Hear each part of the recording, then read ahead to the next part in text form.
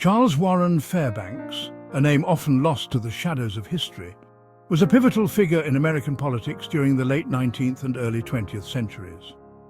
Born in a humble log cabin near Unionville Center, Ohio, on May 11, 1852, Fairbanks' early life was one of rural simplicity.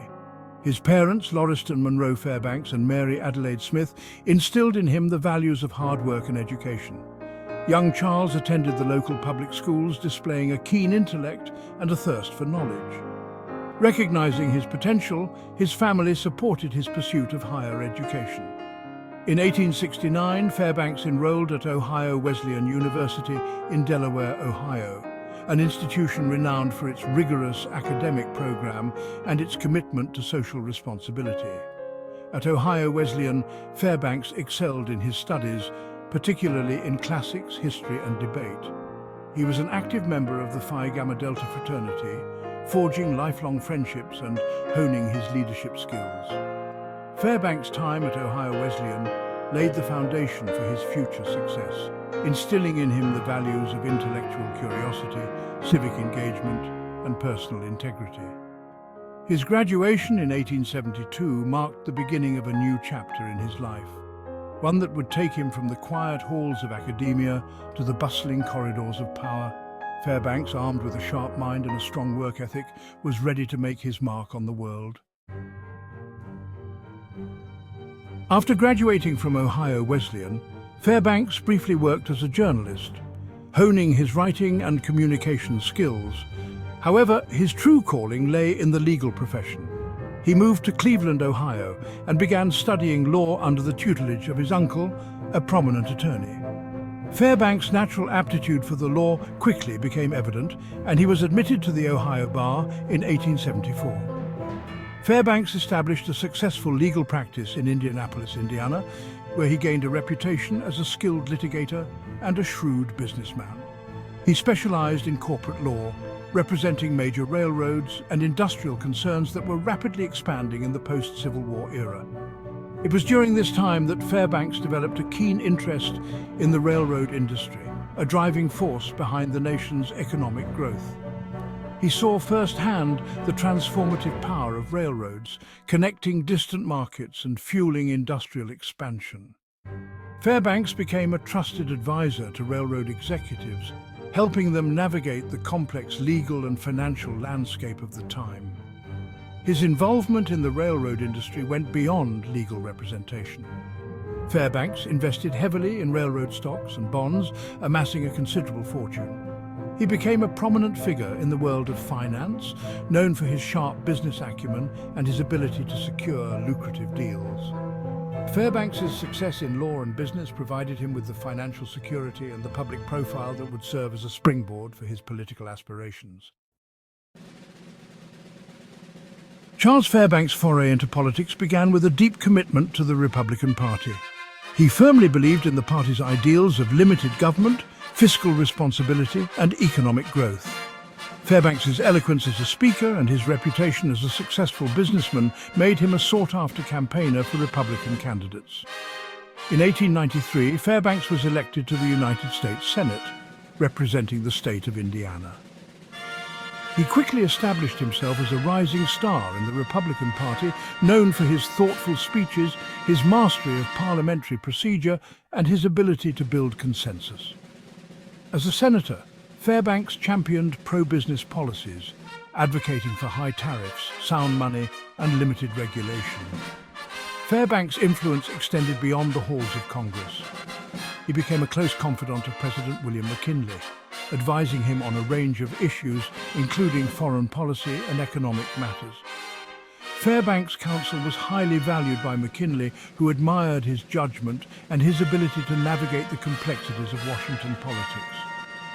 During his time in the Senate, Fairbanks played a key role in shaping legislation that impacted the nation's economic and political landscape. He was a strong advocate for the gold standard, believing that it provided the stability and predictability necessary for economic growth. Fairbanks' unwavering commitment to Republican principles and his growing national stature made him a natural choice for higher office. The assassination of President William McKinley in 1901 thrust Theodore Roosevelt into the presidency and elevated Fairbanks to the vice presidency.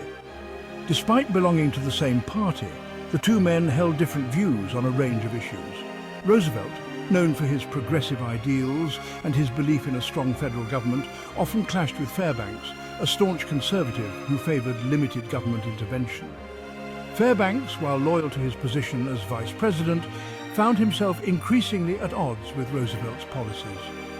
He opposed Roosevelt's trust-busting efforts, believing that they stifled competition and hindered economic growth. Fairbanks also disagreed with Roosevelt's conservation policies, arguing that they hampered business development and infringed upon states' rights. The differences between Roosevelt and Fairbanks were not limited to policy matters. They had contrasting personalities and leadership styles. Roosevelt was known for his charisma, his boldness, and his willingness to challenge the status quo. Fairbanks, in contrast, was more reserved, cautious, and pragmatic in his approach. Despite their differences, Fairbanks carried out his duties as vice president with dignity and professionalism. He presided over the Senate with fairness and impartiality, earning the respect of his colleagues on both sides of the aisle. However, the ideological gulf between Fairbanks and Roosevelt grew wider over time, foreshadowing a political parting of ways. Section 5. Reaching for the Presidency, the 1908 and 1916 elections. With the end of Theodore Roosevelt's second term approaching, Charles Fairbanks saw an opportunity to fulfill his own presidential ambitions.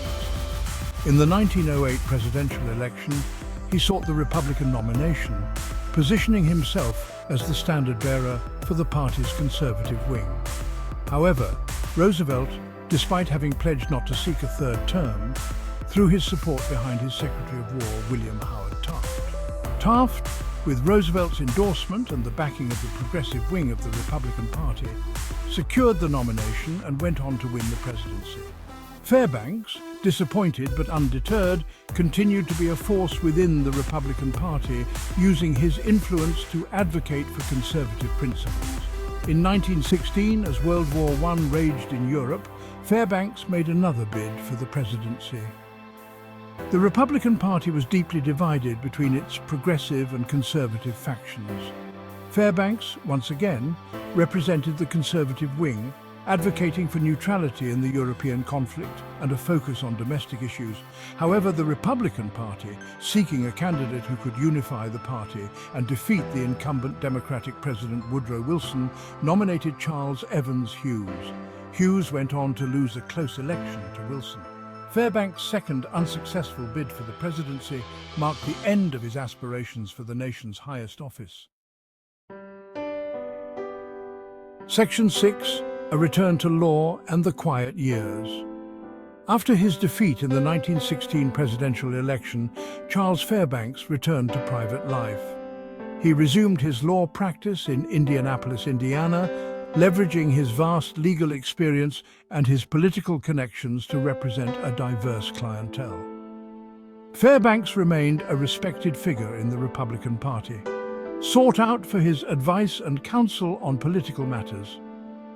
In the years following his retirement from politics, Fairbanks devoted much of his time to philanthropy and civic engagement.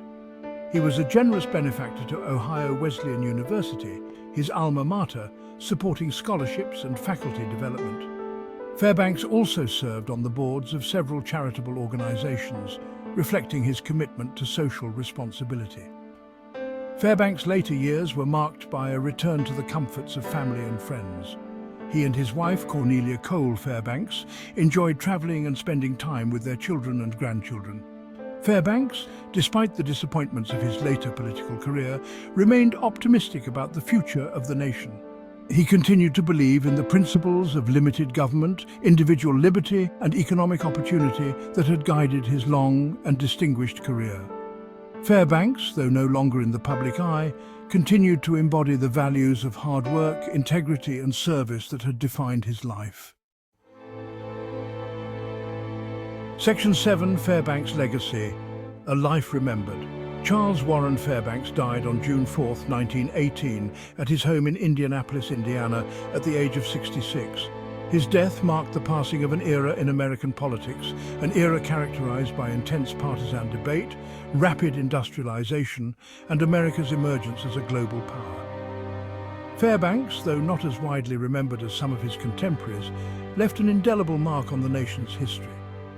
His contributions to American law, business and politics spanned over 4 decades, reflecting his unwavering commitment to public service and his belief in the promise of America.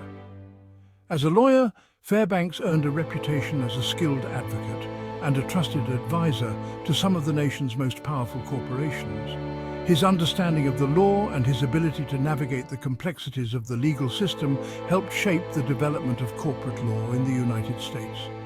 Fairbanks' legacy extends beyond his legal and political achievements. He was a man of deep personal conviction, guided by a strong moral compass and an unwavering belief in the importance of education, hard work, and civic responsibility. Fairbanks' life serves as an example of the impact that one individual, armed with determination and guided by principle, can have on the course of history. Section 8. Honours and recognition places named for Fairbanks. Despite his somewhat diminished presence in modern historical memory, Charles Warren Fairbanks received numerous honours and recognitions during his lifetime and posthumously. These tributes stand as a testament to his significant contributions to American society and his enduring legacy. Several places across the United States bear Fairbanks' name, reflecting his impact on the nation's development and his enduring legacy. Fairbanks, Alaska, the state's second-largest city, was named in his honor in 1903 while he served as vice president. The city's founding coincided with the Fairbanks Gold Rush, further cementing his name in Alaskan history. In Indiana, where Fairbanks spent much of his life, numerous landmarks and institutions bear his name. The Fairbanks School of Public Health at Indiana University, Purdue University, Indianapolis, is named in recognition of his contributions to public health policy during his time in the Senate. Fairbanks House, his Indianapolis mansion, stands as a historical landmark, offering a glimpse into the life of this influential figure. These tributes, scattered across the nation, serve as a reminder of Charles Warren Fairbanks' enduring impact on American law, business and politics.